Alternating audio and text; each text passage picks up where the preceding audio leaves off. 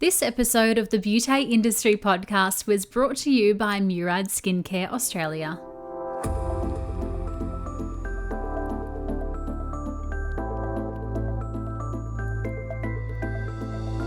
Hello and welcome to the Beauty Industry Podcast, your online support community for the professional beauty industry. I am your host, founding director of Beauty Industry, Tamara Reid. Here we are closing the competitive gap and speaking your language.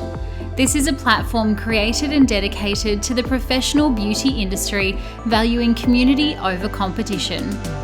We serve to help connect you with inspiration from industry experts, expand your knowledge through educational pieces, and bring you the latest in product and technology innovation. This is Beauty Industry. My guest today is Louise Michell.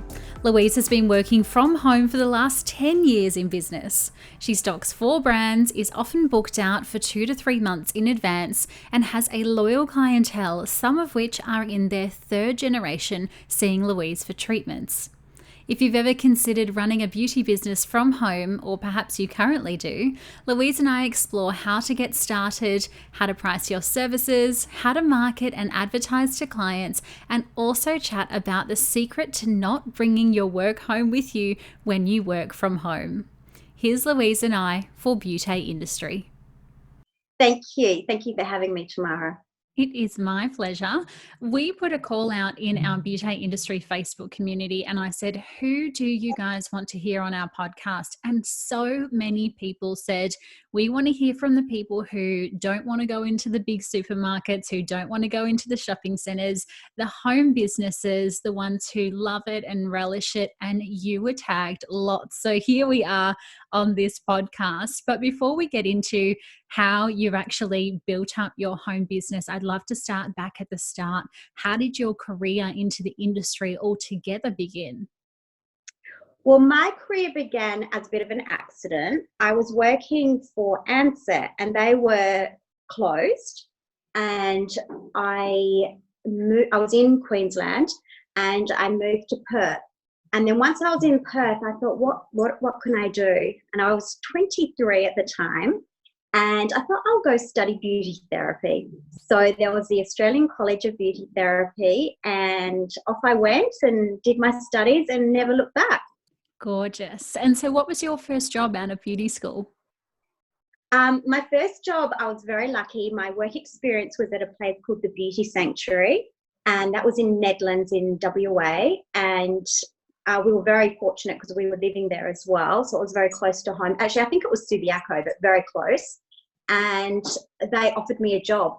So I was very lucky. So from work experience, went straight into a job. And in that job, what did you find that you were the most passionate about? Was there one specific thing that you just loved more than anything else? Well, the Beauty Sanctuary was a little bit different. So we are talking a long time ago when there wasn't a huge concept. And the concept that she had was hair, makeup, and beauty all at once. And she actually even offered the little lunches and the glass of champagne. So it was very like, in its day, it was actually a beauty sanctuary. And I think my love or my passion was for massage and for skin. And so how did you progress your career from that first beauty salon? I mean, did you go straight into your home, or what was your next step from there? Okay, my next step from there was we actually had to move to the country in WA, and I was suddenly gone from a very upmarket clinic to a country town. And the country town's clinic was everything all at once. So it was your chiropractor, your physio, and your beauty. And it was very different. So it looked completely different. And, you know, I went from the very suave to basically very minimal. And there was a lot of massage. And I was suddenly massaging lots of people, like cray fishermen, shearers, oil workers, a lot of men. And suddenly I realized, oh, okay, well, massage is my thing right now. So it was a lot of massage. So there wasn't a lot of beauty. And I really enjoyed the massage from there. And eventually we ended up leaving Perth and I came back to Adelaide. And settled in Adelaide. And I've done quite a bit of moving and living overseas. So I've been very lucky. I think one good thing about beauty therapy is you can take it wherever you go. So it doesn't matter what state or what city or what country. Back then we did iTech, which I'm not even sure if iTech's still around or not. But that's the diploma that we got back then. And from there, once I got back to Adelaide, I realised I wanted to do more study and more study. There wasn't dermal therapy, so I went to head into Melbourne and I did it was back then called paramedical esthetician course, which of course now isn't there. Dermal therapy is now taken over. And from one job, I landed a job which I was very lucky. My boss was a nurse and she had a beautiful clinic.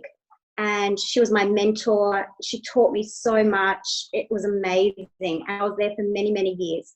And we were on a beautiful street called King William Road in Hyde Park in South Australia. And it was, again, another upmarket salon. And from there, we were educated and we were taught. And she constantly encouraged us to keep learning. And I think for any therapist, that's my biggest advice, keep learning. Just keep learning. Doesn't matter how long you've been doing it. Just constantly educate yourself and keep learning. Yes. And sorry, go on. No, I was just going to say, the fact that you have traveled across so many states, first of all, but then also so many different landscapes or types of beauty business, upmarket, lower end, in the complex with a chiropractor and a physio and things like that. I think that gives you so much experience and knowledge in your travels. Absolutely. And I think it gives you that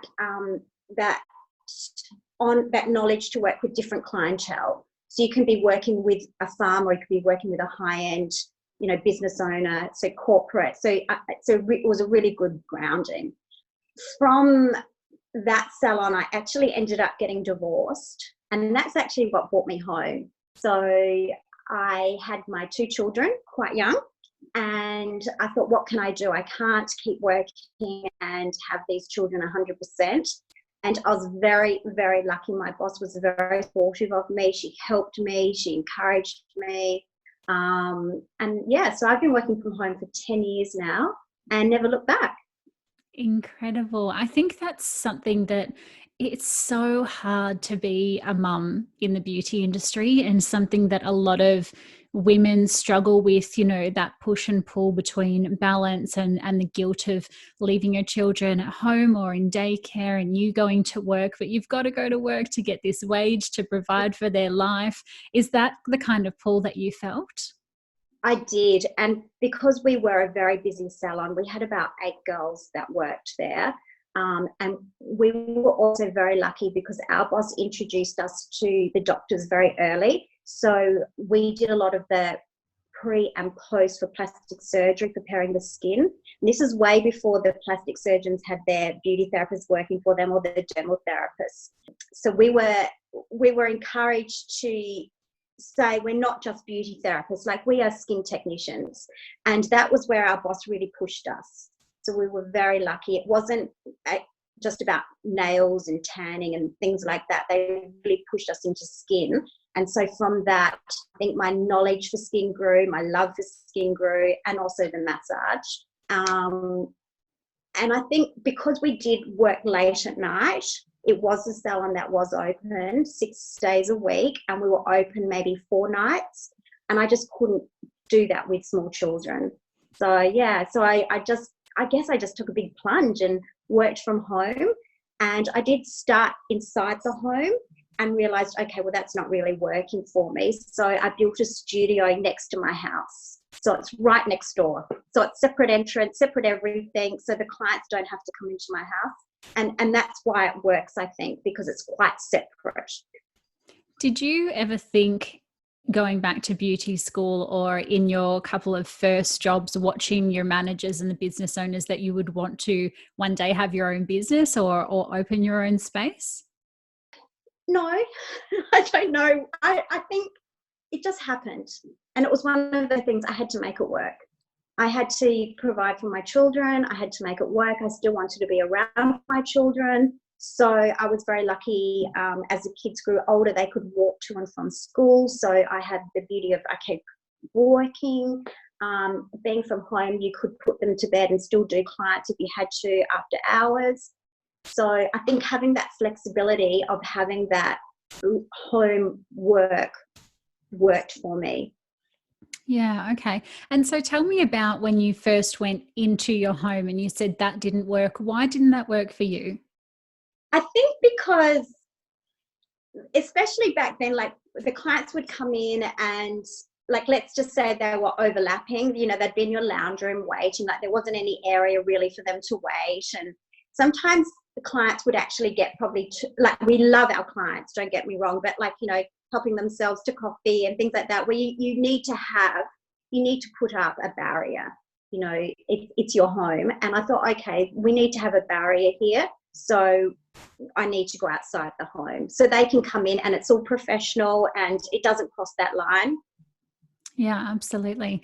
What are some of the challenges with regards to starting up a home business that perhaps people don't know about during that initial setup? Because, like yourself, a lot of people move into home because they're quite reactive and they're like, oh, I'll just open a home business tomorrow. And when we're seeing that, you know, in our statistics and things like that, ABNs are becoming more popular. What do you think that biggest misconception is? I think that you really need to do your groundwork because there's no foot traffic. Okay, so you've got to be very confident that you have a good, loyal clientele following you. You need to look at all your council regulations. So you need to work out how much square meterage you're actually using on your private property because that does come into play.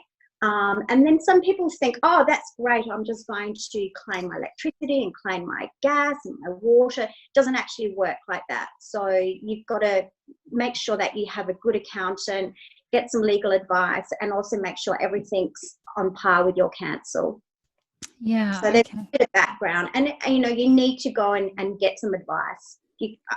That's what I would do anyway. Go and actually pay for someone to go, okay, this is the legalities, this is your accounting side, and this is your council and regulated side. Yes. It's interesting what you meant there about no foot traffic, because I think that's the biggest question that I get asked by our community members who are in home businesses. How do you advertise your services without foot traffic? I think, again, being lucky, I've been in the industry a long time, so it's word of mouth. And going back to that original word of mouth advertising, especially if your home base is your biggest, it's amazing. And again, when I first started, there wasn't Facebook, there wasn't the Snapchat or the Instagram, there was nothing like that. So basically, it was word of mouth. I had a lot of clients that did follow me from the clinic. So I was very fortunate. And I think Adelaide is that sort of town where I'm up to families now, like a couple of my families, I'm doing 4th generation. So it's amazing. My eldest client at the moment is 91. My youngest client at the moment is 8. So there's no demographics of age. I think working from home, you get to have that whole family come to visit you, if it's male, if it's child, because they feel safe. They're not, especially for the men, they're not sitting in a waiting room. They come straight in, no one sees them, they can leave. Now the girls have all their social media, which they would need to do because there is no foot traffic. So they need a good, I guess, they need their own confidence, but a marketing plan, and how do they get people to their homes. So they might want to target communities, target schools, target the people around them if they want to stay in their demographic. I find that I do locals, but I do all over. There's no demographic. So yeah, that is hard. And I'd say if I was opening up from home now, it would be a more of a challenge. But word of mouth for me has been the biggest way to get my clients. After the break, Louise and I explore charging your worth and the ever-lusted after balance that we're all trying to achieve. But first, a word from today's beauty partner. Community, if you are looking to gain total skin wellness for your clients, then look no further. Murad's science-backed professional skincare treatments and solutions promote healthy, nourished, and beautiful skin. Murad's founder, Dr. Howard Murad, is recognised around the world as a leading visionary for his unmatched scientific innovations. A board-certified dermatologist, trained pharmacist, and associate clinical professor of medicine, Dr. Murad has personally treated over 50,000 patients, so it's safe to say that he knows skin. For more than 30 years, Murad has been committed to developing clinically proven, cruelty-free products that meet the meticulous standards for safety, efficacy, and care you would expect from a doctor. Plus, they're supported by Dr. Murad's industry-first research for the most advanced formulas that don't just consider a symptom or a concern, but rather address total skin health. The team at Murad want to help you achieve yours and your clients' skincare goals, and they're so kindly offering a free product pack to start you on your journey. That is right, you heard it here. It is free. All you have to do is email kbacon, that's KBACON, at murad.com and mention the Beauty Industry Podcast to have your Murad skincare pack sent out to you. As a longtime lover of Murad myself, trust me, your clients and your skin will thank you. Thank you so much to the team at Murad for making this episode of the Beauty Industry Podcast possible. And now, back to Louise. At what point and how and also why, lots of questions, did you decide to open up the separate kind of studio space on your block? Basically, I just felt I wanted a separate entrance. And I think for my children as well, I didn't want the people coming into my home. This is their home. And I wanted to separate that so the kids could come home and eat their snack after school or do whatever they needed to do, or bring friends home and they weren't interrupting my work. Because you don't really want to be giving a beautiful facial or a massage and then kids screaming in the background. So that's another reason why I decided to open up something separate. Yeah, so the children didn't annoy me. Yeah, and vice versa. I think a lot of people are told in life not to bring their work home. How do you manage working at home and having your home at your work? I mean, it's such a difficult kind of transition. I mean, how do you turn on and off? What does that look like for you? You have to be really strict because your clients become your friends. And that's just life. And you do have to have a boundary. So look, they all know they come to the salon, not to the house. I've made that very clear from the word go. And then for me, switching on and off, that's hard. That is hard, and it's still something I'm learning after 10 years because there's always something to do. There's always, I could just go do that because you're right next door. So that's your own self-discipline. And that's something you have to go, okay, well, I'm actually working till this time and then cut. And that's just purely up to yourself as your self-discipline, because you could work all night. We know that. We do that. And that's the same as other people that come home from work. They might bring client cards home or on the computer. You just have to learn to stop. Yes. Well, that's what I was going to ask because, some people like the drive home because they like to listen to music and that's their de-stress or they talk on the phone. Is there any kind of specific ritual or anything you do to start or finish your day? Yeah. Well, before COVID, I would start with yoga and then I do a yoga class. I was doing a yoga class on Wednesday nights and Fridays. So that was Wednesday nights was a 7 p.m. class. So I had to make sure, I had done all my clients and in class on time. And Fridays was at 4:30. So that was a big change for me because I used to work late Friday nights and I was like, no, I'm actually going to stop and do that, which I think you need as well. A few years ago, I did my oncology therapy training for massage, and I think also when you do get to work with so many different people at so many different levels of health, you do need an outlet to actually leave the salon and clear the head and then come back in. You can't just be in work 24/7 because you live here as well. Yes, absolutely.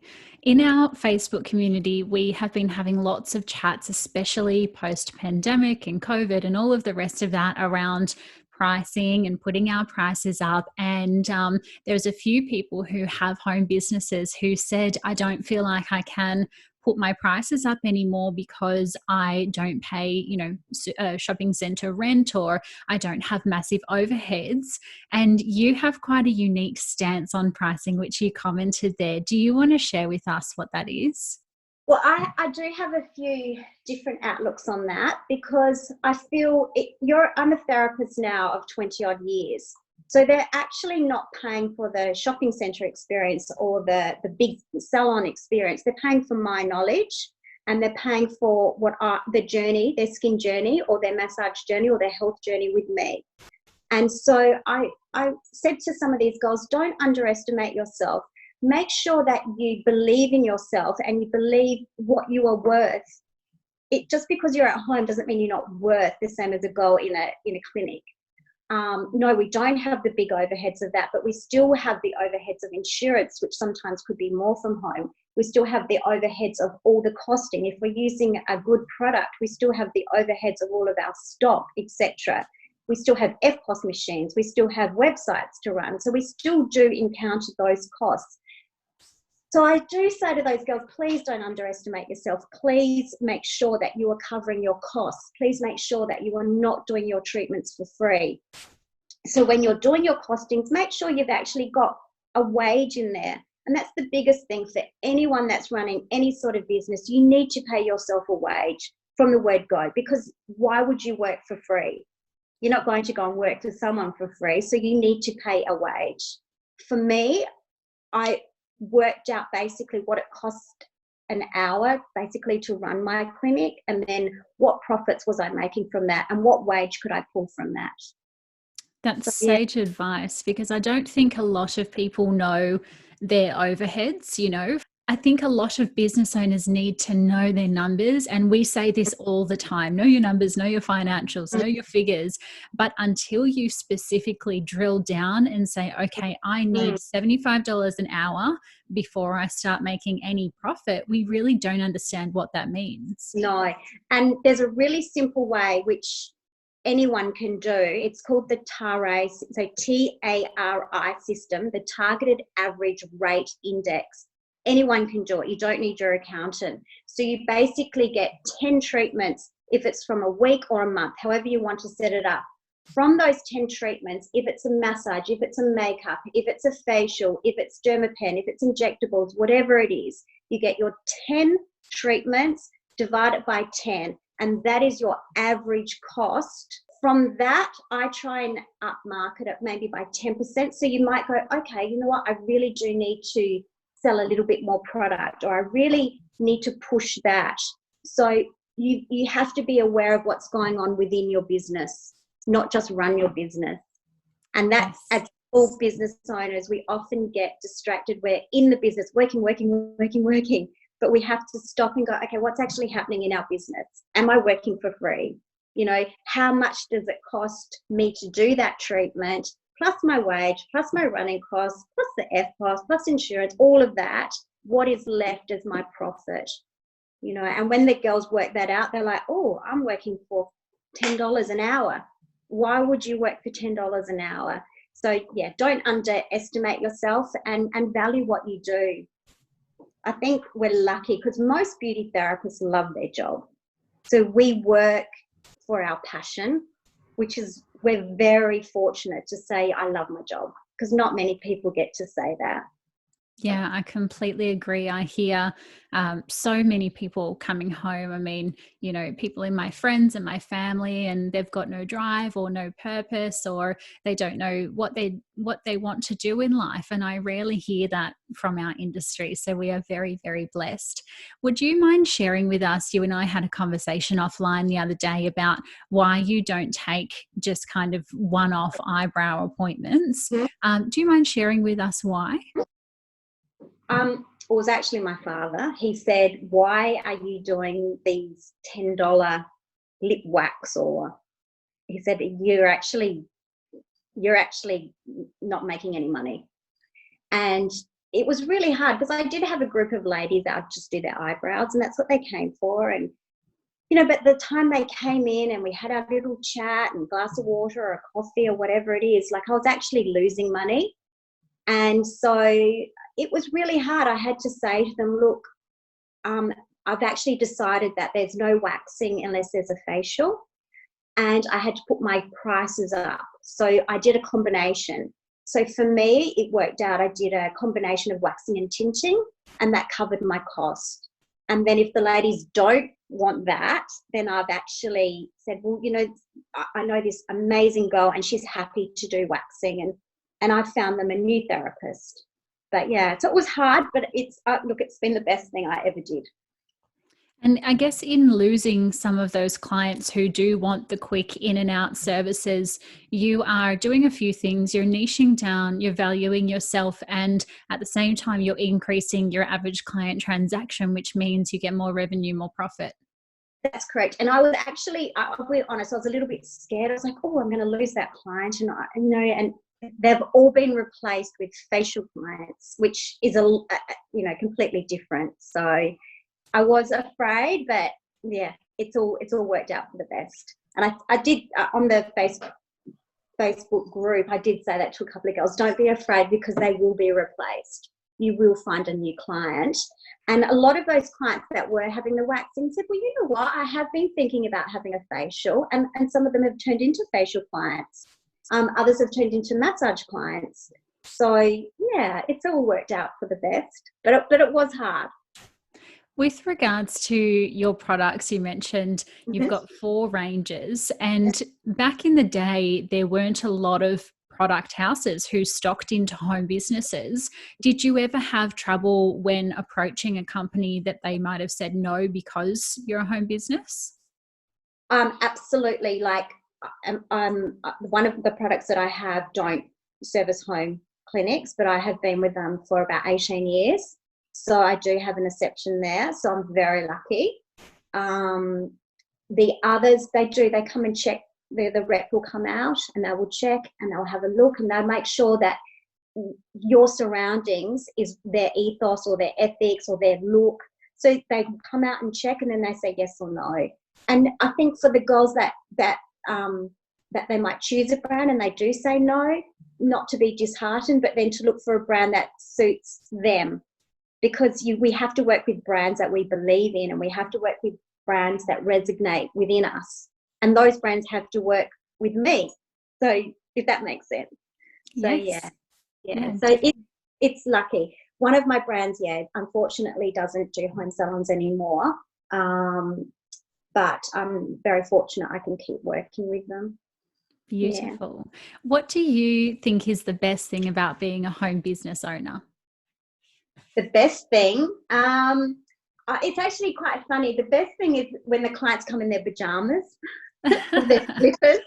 Like if I do 3 late nights a week still, and they're so comfortable now. So it's good because they would never walk into a clinic like that. Also working with the clients where their health isn't as good. So if they've got a port or if they've got some sort of therapy happening, they're very comfortable coming.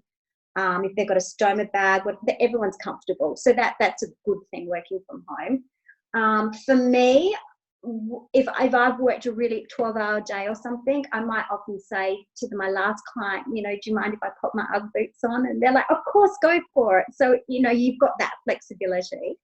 Even though a lot of us in beauty therapy and dermal therapy, we forget to, stop and drink our water and all of that stuff. Same happens when you're at home base. Nothing changes there.